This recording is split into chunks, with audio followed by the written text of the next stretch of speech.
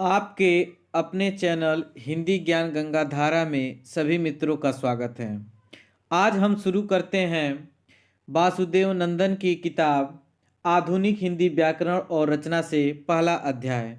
इसी तरीके से आपको साहित्य से एक नया वीडियो और व्याकरण से एक नया वीडियो एवं संस्कृत साहित्य से एक नया वीडियो प्रतिदिन आपको प्राप्त होगा, वह भी निःशुल्क। इसलिए चैनल को अधिक से अधिक संख्या में सब्सक्राइब करें, लाइक करें, वो शेयर करें। आपका अपना साथी हिंदी ज्ञान गंगा धारा। वासुदेव नंदन जो हिंदी के प्रसिद्ध व्याकरणाचार्य हुए हैं, उन्होंने अपनी किताब लिखा आधुनिक हिंदी व्याकरण और रचना। तो यहाँ पर ये पहले ध्यान देने योग्य बात है कि उनकी किताब का नाम क्या है। तो आप उनकी किताब का नाम याद कर सकते हैं, आधुनिक हिंदी व्याकरण और रचना। आधुनिक हिंदी व्याकरण और रचना किताब किसका है? वासुदेव नंदन जी का। एक और हिंदी के प्रसिद्ध व्याकरणाचार्य हुए हैं कामता प्रसाद, उन्होंने भी व्याकरण की किताब लिखी, जिनका नाम हिंदी व्याकरण नाम से उन्होंने लिखा, और वो लिखा था 1920 में। कब लिखा था? 1920 में कामता प्रसाद गुरु ने लिखा था हिंदी व्याकरण नामक ग्रंथ को। तो आधुनिक हिंदी व्याकरण और रचना जो वासुदेव नंदन जी का है, उनका प्रथम अध्याय शुरू करते हैं। तो प्रथम अध्याय में भाषा की परिभाषा सर्वप्रथम आचार्य देवेंद्रनाथ शर्मा जी ने दिया है। तो आइए देखते हैं देवेंद्रनाथ शर्मा जी भाषा की परिभाषा क्या देते हैं।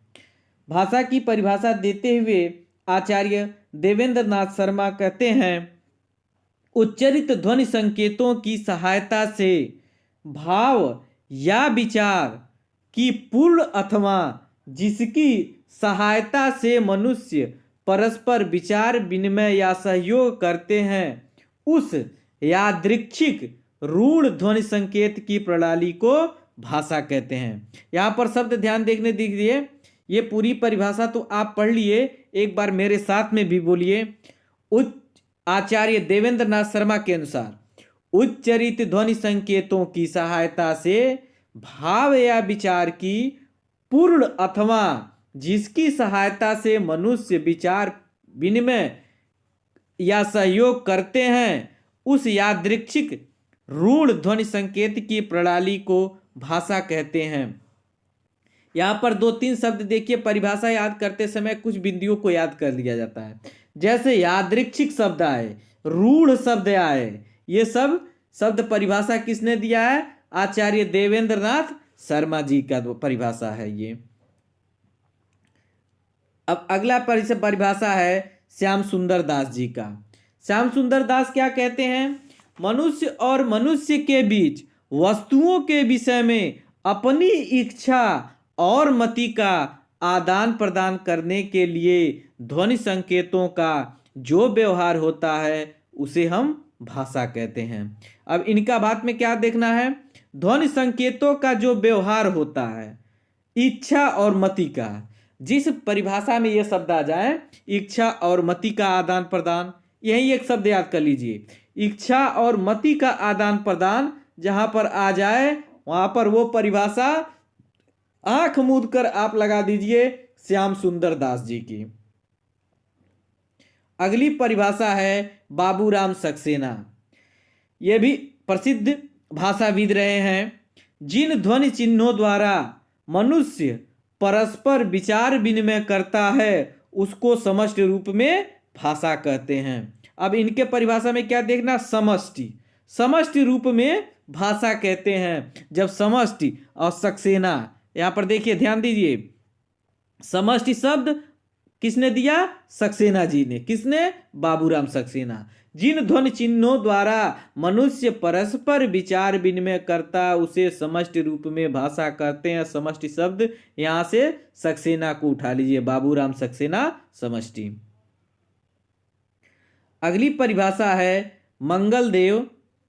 मंगलदेव शास्त्री जी का। ये क्या कहते हैं? भाषा मनुष्यों की उस चेष्टा व्यापार को कहते हैं जिससे मनुष्य अपने उच्चारण उपयोगी शरीर अवयवों से उच्चारण किए गए वर्णनात्मक या व्यक्ति शब्दों द्वारा अपने विचार को प्रकट करता है। अब इनके परिभाषा में क्या देखना है, वर्णनात्मक या व्यक्ति शब्दों द्वारा जब विचार का प्रकटीकरण आ जाएगा परिभाषा में, तो हम निश्चित रूप से मंगलदेव शास्त्री की परिभाषाएं लगा देंगे। अब है भाषा के 3 रूप हैं। भाषा के कितने रूप हैं? 3 रूप हैं। वासुदेव नंदन जी के अनुसार भाषा के 3 रूप हैं। शब्द नहीं, भेद नहीं पूछ रहा है, भाषा के रूप। भाषा के कितने रूप हैं? 3 रूप। बोलियां, परिनिष्ठित भाषा, राष्ट्रभाषा। अब यहाँ पर एक बात और है, भाषा के 3 भेद स्वीकार किए जाते हैं, मौखिक भाषा, लिखित भाषा और सांकेतिक भाषा। भाषा की ये क्या है? 3 भेद हैं। लेकिन जब भाषा का रूप पूछेगा तो बोलियां, परिनिष्ठित भाषा और राष्ट्रभाषा, इसे बताना है। तो अभी जो हमने बताया भाषा के भेद, मौखिक, लिखित और सांकेतिक, इन तीनों भाषाओं के भेद में सबसे कठिन कौन सी भाषा है, वो कमेंट बॉक्स में कमेंट करके आप बताएं। पाली भारत की प्रथम देश भाषा है। इसे सबसे पहले, इसे पुरानी प्राकृत भी कहते हैं। पाली भारत की प्रथम देश भाषा क्या हो जाएगी? पाली। भारत की प्रथम देश भाषा पाली, और इस पाली को ही हम पुरानी प्राकृत कहते हैं। बस ध्यान से आप सुनते जाएं केवल। श्रीलंका के लोग पाली को मागधी कहते हैं, क्योंकि इस भाषा की सृष्टि या उत्पत्ति कहां से हुई है? मगध से हुई है। श्रीलंका के लोग पाली को क्या कहते हैं? मागधी कहते हैं। भाषा विज्ञान ने प्राकृत के 5 भेद किए हैं। प्राकृत के कितने भेद किया गया है वासुदेव नंदन जी के अनुसार? 5 भेद। कौन कौन से? सौरसेनी, पैशाची, महाराष्ट्री, अर्धमागधी, मागधी। भाषा वैज्ञानिकों ने प्राकृत के कितने भेद किए? 5 भेद किए। कौन कौन? सौरसेनी, पैशाची, महाराष्ट्री, अर्धमागधी, मागधी। और अब अपभ्रंश। अपभ्रंश के कुल 7 भेद किए गए हैं। कितने भेद किए गए? अपभ्रंश के 7 भेद। और वहीं प्राकृत के कितने भेद किए गए? 5 भेद किए गए। तो जो अपभ्रंश के 7 भेद हैं, उसमें हम पहला पढ़ेंगे सौरसेनी अपभ्रंश। सौरसेनी अपभ्रंश के अंतर्गत पश्चिमी हिंदी, राजस्थानी, ब्रजभाषा, खड़ी बोली, अर्थात सौरसेनी अपभ्रंश के अंतर्गत कुल 4 भाषाओं का समावेश हो जाता है। तो सौरसेनी अपभ्रंश में कौन कौन है? पश्चिमी हिंदी, राजस्थानी, ब्रजभाषा, खड़ी बोली। पैशाची अपभ्रंश में क्या है? लहंदा और पैशाची। पैशाची अपभ्रंश में कौन सा है? लहंदा और पंजाबी। लहंदा और पंजाबी। यहाँ पर पैशाची की जगह ये मिसप्रिंट हो गया लिखने में। पैशाची अपभ्रंश में एक लहंदा है और दूसरा पैशाची के जगह आप पंजाबी कर लीजिए, पंजाबी। तो पैशाची अपभ्रंश में कौन कौन है? लहंदा और पंजाबी। अगला है आपका तीसरा ब्राह्मण अपभ्रंश। ब्राह्मण अपभ्रंश से सिंधी की उत्पत्ति हुई। सिंधी भाषा की उत्पत्ति अपभ्रंश के किस रूप से हुई है? ब्राह्मण से। खस से कौन कौन? पहाड़ी, कुमायूनी और गढ़वाली। यहां पर गढ़वाली भी है, गढ़वाली भी है। तो खस अपभ्रंश से कितनी भाषाओं का? 3 भाषाओं का, पहाड़ी, कुमायूनी और गढ़वाली का। पहाड़ी, कुमायूनी और गढ़वाली का खस से अपभ्रंश से विकास हुआ। महाराष्ट्री अपभ्रंश से मराठी का। अब है 6वां और 7वां अर्धमागधी अपभ्रंश। अर्धमागधी अपभ्रंश से पूर्वी हिंदी, अवधी, बघेली और छत्तीसगढ़ी, इन भाषाओं का विकास हुआ है। अब आता है मागधी अपभ्रंश। मागधी अपभ्रंश से बिहारी, बंगाली, उड़िया, असमिया, इन भाषाओं का विकास हुआ है। तो एक बार आप दोहरा लीजिए। सौरसेनी अपभ्रंश पश्चिमी हिंदी, राजस्थानी, ब्रजभाषा, खड़ी बोली। पैसाची अपभ्रंश, लहंदा, पंजाबी, बराचर अपभ्रंश, सिंधी, खस अपभ्रंश, पहाड़ी, कुमाऊनी, गढ़वाली, महाराष्ट्री अपभ्रंश, मराठी, अर्धमागधी अपभ्रंश, पूर्वी हिंदी, अवधी, बघेली, छत्तीसगढ़ी, मागधी अपभ्रंश, बिहारी, बंगाली, उड़िया, असमिया। अब है संस्कृत, पाली तथा प्राकृत की सहयोगात्मक भाषाएं थी, किंतु अपभ्रंश योगात्मक भाषाएं थी। हिंदी की मूल उत्पत्ति सौरसेनी के उत्तरी अपभ्रंश से हुई है। हिंदी की मूल उत्पत्ति किससे हुई है? सौरसेनी के उत्तरी अपभ्रंश से, दक्षिणी नहीं, उत्तरी अपभ्रंश से इसकी उत्पत्ति मानी जाती है हिंदी की। पाश्चात्य विद्वान एक जॉन बिम्स ने आधुनिक आर्य भाषाओं में हिंदी को सर्वाधिक महत्व दिया है। हिंदी, हिंदू और हिंदुस्तानी यह शब्द संस्कृत के नहीं अपितु किसके हैं? फारसी भाषा के। ये शब्द संस्कृत के नहीं अपितु किसके हैं? फारसी भाषा के। हिंदी, हिंदुस्तानी ये शब्द फारसी भाषा के हैं।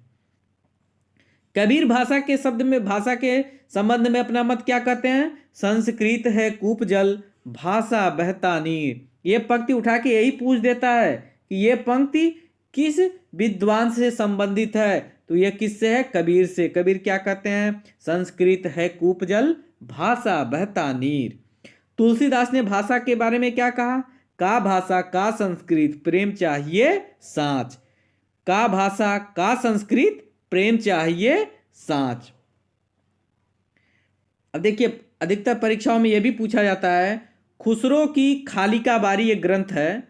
खुसरो की खालिका बारी ग्रंथ में हिंदवी शब्द 30 बार आया है और हिंदी शब्द 5 बार आया है। किस अर्थ में? देसी भाषा के अर्थ में आया है।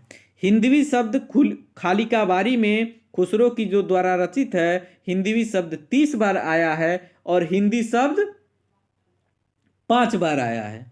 कितनी बार? 5 बार।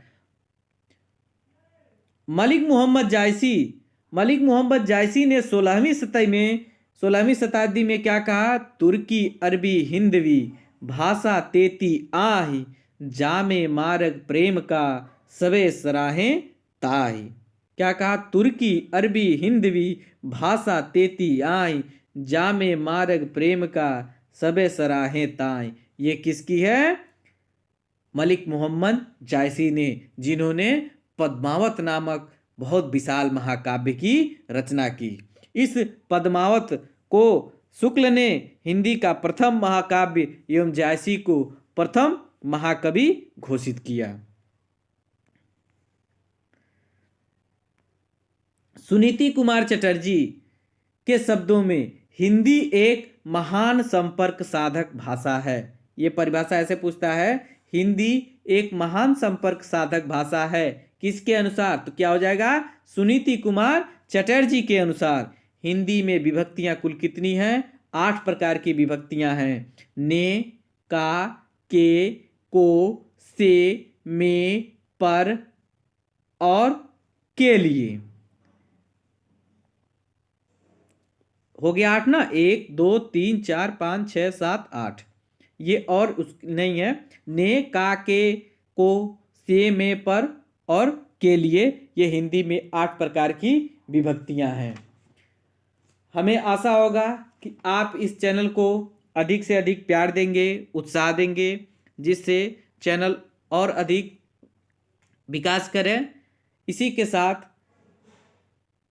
इस वीडियो को संपन्न किया जाता है और यह पहला अध्याय था वासुदेव नंदन का।